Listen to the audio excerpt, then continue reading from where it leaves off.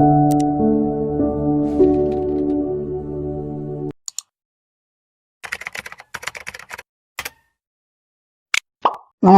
P K മണിയുടെ stories ചാനലിലെ ഒരു പുതിയ വീഡിയോയിലേക്ക് അവർക്കും ഹൃദ്യമായ സ്വാഗതം.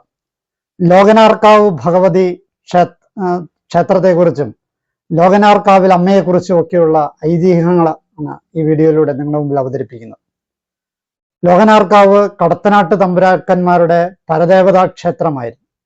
കേരളത്തിലെ വടക്കൻ വീരഗാഥകളിലെല്ലാം ലോകനാർക്കാവ് ഭഗവതി ക്ഷേത്രം നിറഞ്ഞു നിൽക്കുന്നുണ്ട്. തച്ചകളുടെ ഉദയനൻ ദിവസേന ഇവിടെ ആരാധിച്ചിരുന്നതായി ഐതിഹ്യമുള്ളതിനാൽ ഈ ക്ഷേത്രത്തിന് ചരിത്രപരമായ പ്രാധാന്യവും പ്രശസ്തിയുമുണ്ട്. അരങ്ങേറ്റത്തിന് മുമ്പ് എല്ലാ കളരിപ്പയറ്റ് വിദ്യാർത്ഥികളും ഈ ക്ഷേത്രത്തിലെത്തി വണങ്ങുന്ന പതിവ് ഇന്നും നിലനിൽക്കുന്നുണ്ട്. സംഗീത ചക്രവർത്തിയായ ശ്രീ ചെമ്പൈ വൈദ്യനാഥ ഭാഗവതരുടെ ജന്മഗ്രഹം ലോകനാർക്കാവിലെ പേരാക്കൂൽ മഠമാണ്. നിരവധി തവണ അദ്ദേഹം ഇവിടെ സംഗീതാർച്ചന നടത്തിയിട്ടുണ്ട്. ഇതിന്റെ പേരിന് പിന്നിലുള്ള ഐതിഹ്യങ്ങളെ നോക്കാം. ലോകനാർക്കാവ് എന്ന പേര് വരുവാൻ പല ഐതിഹ്യങ്ങളും പറയുന്നുണ്ട്. അതിലൊന്ന് ലോകം, മല, ആറ്, കാവ് എന്നീ വാക്കുകളുടെ സങ്കരമായ ലോകമലയാർക്കാവ് എന്ന വാക്കിൽ നിന്നാണ് ലോകനാർക്കാവ് എന്ന പേരിന്റെ ഉത്ഭവം എന്നാണ് ചിലരുടെ സംസാരം. മറ്റൊരു ഐതിഹ്യം ചരിത്രപരമായ ഒന്നാണ്. അത് ഇപ്രകാരമാണ്: ഉത്തരേന്ത്യയിലെ ഗുജറാത്തിലെ ബ്രാഹ്മണ ക്ഷത്രിയ ജാതികളുള്ള ലോഹനാസ് സിന്ധി വിഭാഗത്തിൽ ഉൾപ്പെടുന്ന ലോഹനകൾ സ്ഥാപിച്ച ക്ഷേത്രം എന്ന അർത്ഥത്തിൽ ആദ്യം ലോഹനാർക്കാവ് എന്നും പിന്നീട് അത് ലോകനാർക്കാവ് എന്നും അറിയപ്പെടാൻ തുടങ്ങി എന്നുള്ളതാണ് രണ്ടാമത്തെ ഐതിഹ്യം. ഈ ക്ഷേത്രത്തിനെ കുറിച്ചുള്ള വിവരങ്ങൾ നോക്കാം. കോഴിക്കോട് ജില്ലയിലെ വടകരയിൽ നിന്നും 5 കിലോമീറ്റർ അകലെ മേമുണ്ടയിൽ സ്ഥിതി ചെയ്യുന്ന ഹൈന്ദവ ക്ഷേത്രമാണ് ലോകനാർക്കാവ് ഭഗവതി ക്ഷേത്രം. ഈ ക്ഷേത്രത്തിലെ ചുമർ ചിത്രങ്ങൾ പ്രശസ്തമാണ്. പ്രധാന പ്രതിഷ്ഠ ദുർഗാദേവിയാണ്. ലോകനാർക്കാവിലമ്മ എന്നാണ് ഭഗവതി അറിയപ്പെടുന്നത്. തൊട്ടടുത്തായി വിഷ്ണുവിനും ശിവനുമായി 2 നടകളുമുണ്ട്.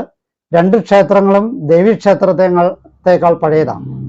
ക്ഷേത്രോൽപത്തിയുടെ ഐതിഹ്യം നോക്കാം. ക്ഷേത്രത്തിന് ഏകദേശം 1500 വർഷം പഴക്കമുണ്ടെന്നാണ് വിശ്വാസം.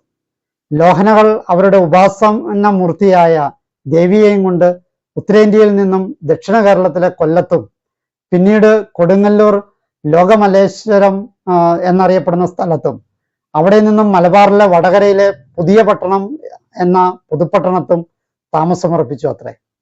പുതുപ്പണത്തെ അല്ലെങ്കിൽ പുതിയ പട്ടണത്തെ പഴയ പ്രധാനികളായിട്ടുള്ളവർ തങ്ങളെക്കാൾ ഉയർന്ന സ്ഥിതിയിലുള്ള ലോഹനകളോട് അസൂയ തോന്നി. അവരെ എങ്ങനെയെങ്കിലും നശിപ്പിച്ച് പഴയ ജാതി ജന്മിത്വ വാഴ്ച തുടരുകയായിരുന്നു ഈ പാരമ്പര്യക്കാരുടെ പ്രധാന ലക്ഷ്യം. അതുകൊണ്ട് അവിടുത്തെ പാരമ്പര്യ പ്രമാണികൾ ലോഹനകളിൽ ഒരാൾക്കെതിരെ സ്വഭാവ ദൂഷ്യം ആരോപിച്ചു. അതോടെ ലോഹനകൾ വല്ലാതെ ഒറ്റപ്പെട്ടു. പ്രത്യേകിച്ച് ആരോപണ വിധേയനായ ലോഹന. നിരപരാധിയായ അയാൾ കുലദേവതയെ വിളിച്ച് പ്രാർത്ഥിച്ച് പുഴയിൽ ചാടി ആത്മഹത്യ ചെയ്തു അത്രേ. അയാൾ പുഴയിൽ ചാടുന്നതിന് മുമ്പ് സ്വർണ്ണ നാണയം നിറച്ച് മൂടിക്കെട്ടിയ ഒരു മുരുട കയ്യിൽ പിടിച്ച് ഈ പണം പൊന്തിയാലെ പുതുപ്പണം പൊന്തു എന്ന് ശപിച്ചുകൊണ്ടാണ്, നാടിനെ ശപിച്ചുകൊണ്ടാണ് പുഴയിലേക്ക് ചാടിയത്. അതോടെ നാഗരികർ അഥവാ ലോഹനകൾ പുതുപ്പണം എന്ന സ്ഥലം വിട്ട് മേമുണ്ടയിലെ ഓലമ്പലം എന്ന സ്ഥലത്തേക്ക് പോയി. അവരോടൊപ്പം കുലദേവതയും പോയി. അവിടുത്തെ നാട്ടുകൂട്ടം നാഗരികരുടെ ദേവിയെ പ്രതിഷ്ഠിക്കാനായിട്ട് അനുവാദം കൊടുത്തു. ഒടുവിൽ സമീപത്തുള്ള കൊടക്കാട്ടുമലയിൽ അവർ എത്തിച്ചേർന്നു. ദേവിയെ പ്രാർത്ഥിച്ചു. ദേവി പ്രത്യക്ഷപ്പെട്ട് കൂട്ടത്തിലെ കാരണവരോട് ഒരു അമ്പ് മുകളിലേക്ക് എയ്യാനും അത് ചെന്ന് എവിടെ തറയ്ക്കുന്നുവോ അവിടെ താൻ ഇരുന്നു കൊള്ളാമെന്നും ദേവി അരുളി ചെയ്തു. ആ അമ്പ് അങ്ങനെ എയ്തു. അതൊരു മരത്തിലാണ് ചെന്ന് തറച്ചതെന്നും ആ മരമാണ് ക്ഷേത്രത്തിലെ ചൈതന്യം കുടികൊള്ളുന്ന മണിത്തൂൺ എന്നുമാണ് വിശ്വാസം. പേരറിയാത്ത ആ മരമാണ് ഇന്നും ഭഗവതി ക്ഷേത്രത്തിലെ മൂലപൃഷ്ഠ. ഈ മരം ഇന്നും പച്ചയായി തന്നെ നിൽക്കുന്നു എന്നാണ് വിശ്വാസം. നിരപരാധിയെപ്പറ്റി സ്വഭാവദൂഷ്യം ആരോപിച്ച് പറഞ്ഞു പ്രചരിപ്പിച്ച വ്യക്തി പിന്നീട് മനോരോഗിയായി മരിച്ചു എന്നാണ് ഐതിഹ്യം. നാഗരികരുടെ പിന്തുടർച്ചക്കാരുടെ കാര്യങ്ങളെ നോക്കാം. നാഗരികരുടെ പിന്തുടർച്ചക്കാർക്ക് ഇന്നും ക്ഷേത്രത്തിൽ പ്രത്യേക സ്ഥാനമുണ്ട്. കാവിന്റെ സ്ഥാപകരുടെ ഓർമ്മയ്ക്കായി പ്രധാന കവാടത്തിന് വലതുവശത്ത് സ്ഥാപിച്ചിട്ടുള്ള പീഠത്തിൽ വണങ്ങി അവരുടെ അനുവാദം വാങ്ങിയ ശേഷം മാത്രമേ കാവിൽ പ്രവേശിക്കാൻ പാടുള്ളൂ എന്നൊരു ആചാരം അവിടെയുണ്ട്. പിൽക്കാലത്ത് നായർ സമുദായവുമായി വിവാഹബന്ധങ്ങൾ സ്വീകരിക്കുകയും നായന്മാരുടെ ആചാരങ്ങൾ സ്വീകരിക്കുകയും ചെയ്തുവെങ്കിലും നാഗരിക ബ്രാഹ്മണരുടെ ആചാരാനുഷ്ഠാനങ്ങൾ നായർ സമുദായത്തിൽ നിന്നും തികച്ചും വ്യത്യസ്തമാണ്.